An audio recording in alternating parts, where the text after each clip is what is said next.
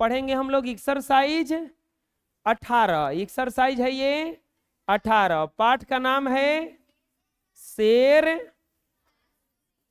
शेरशाह का मकाबरा। शेरशाह का मकाबरा। चलिए हेडिंग डाल लीजिए। अब देखेंगे हम लोग इसमें आगे क्या है। देखिए शब्दार्थ। मकाबरा किसको कहा जाता है? वह कब्र जिस पर इमारत या गुंबद हो उसे मकाबरा कहा जाता है। जागीर किसको कहा जाता है? मेरे प्यारे बच्चों, पुरस्कार स्वरूप राजा महाराजाओं को द्वारा दी गई जमीन। पहले जागीर में जमीन दे दिया जाता था। दफन किसको कहा जाता है? जमीन में गाड़ देना, मृत शरीर का कब्र में दफन होना। अगर आपको गाड़ दिया जाएगा नीचे जमीन में खोद करके तो उसको दफनाना कहा जाता है। मुस्लिम धर्म में ज्यादातर दफन किया जाता है और हिंदू धर्म में उसको जला दिया जाता है। ऐतिहासिक धरोहर का मतलब होता है इतिहास संबंधी अमानत। इतिहास संबंधी अमानत मतलब ये पुराना है, यह एक प्रतीक है किसी राजा का, इसीलिए। उत्सुकता मतलब होता है प्रबल इच्छा। उत्सुकता का मतलब है प्रबल इच्छा। लिख लीजिए।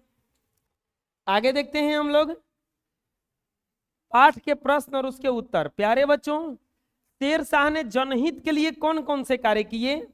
तो शेरशाह सूरी ने अपने शासन काल में जनहित के लिए अनेक कार्य किए। शेरशाह सूरी के द्वारा किया गया महत्वपूर्ण कार्य सड़कों का निर्माण, मुसाफिरों के ठहरने के लिए जगह जगह सरायों का निर्माण, कुएं खुदवाकर पानी की व्यवस्था, सड़क के किनारे वृक्ष का लगवाना, डाक व्यवस्था का उचित प्रबंध तथा लगान एवं राजस्व आदि थे। वो बहुत अच्छा काम किए, जिसमें से ये सब प्रमुख कार्य थे। लिख लीजिए। नेक्स्ट, शेरशाह के मकबरे की क्या विशेषता है? प्यारे बच्चों, शेरशाह का मकबरा स्थापत्य कला का एक बेहतरीन उदाहरण है। मीटर होगा, यह 45 मीटर ऊंचा है और इस मकबरे से सबसे बड़ी विशेषता यह है कि ये तालाब के बीच एक चौकोर चबूतरे पर स्थित होने के कारण दूर से इसका सौंदर्य आकृष्ट करता है। ये चारों तरफ तालाब है और बीच में मकबरा है।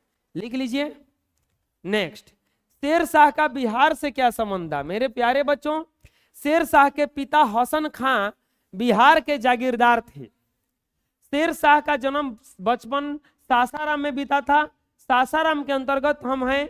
हुमायूं को पराजित करने वाला शेरशाह के सिपाही बिहार के ही वीर बाकुड़े थे।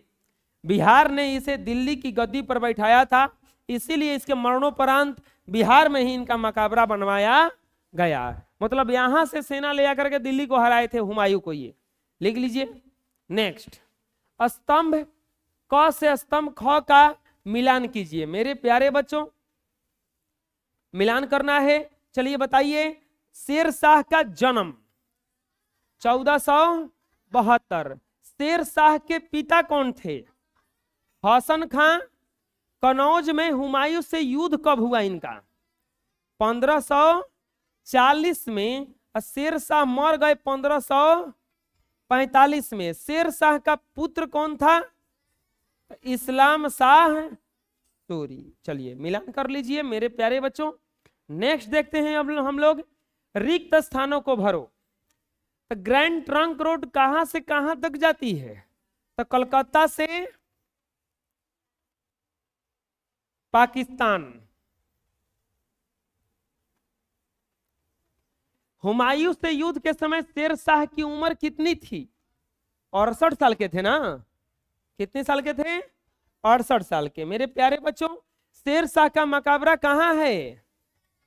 सासाराम में है। कहाँ है? सासाराम में है। शेरशाह का बचपन का नाम क्या था? फरीद खां ना? फरीद खां। मेरे प्यारे बच्चों, यह मकबरा खाली स्थान शैली का बेहतरीन नमूना है। तो चलिए बताइए। अफगान।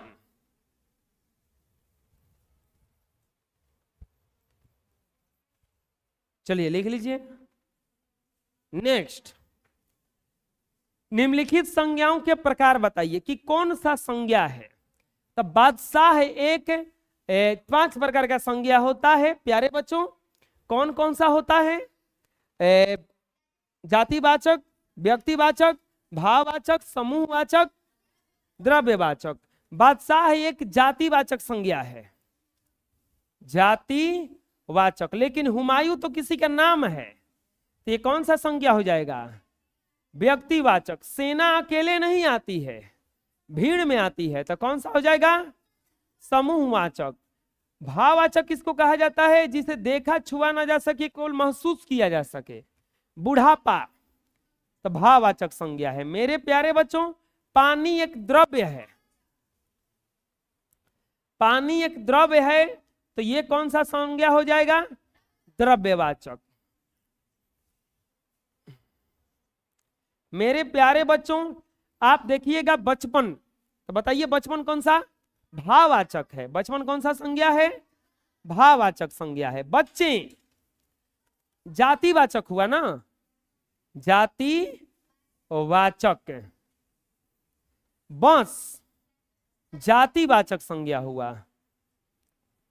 सड़क जातिवाचक संज्ञा हुआ।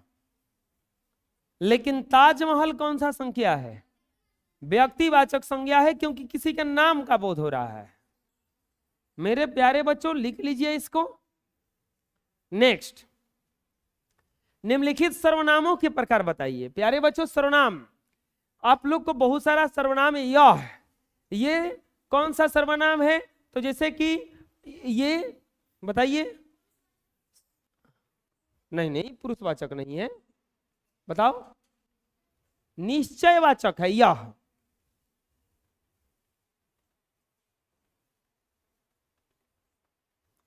सभी परिमाणवाचक, परिमाण बता रहा है ना कि सभी। इतने अनिश्चयवाचक। कुछ का मतलब कोची होता है? अनिश्चयवाचक।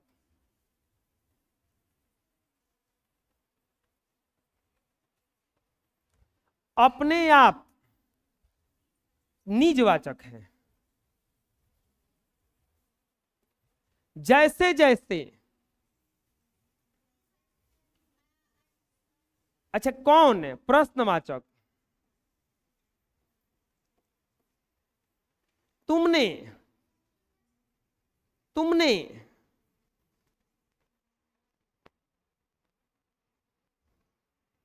कहां? प्रश्नवाचक है। और कब? प्रश्नवाचक।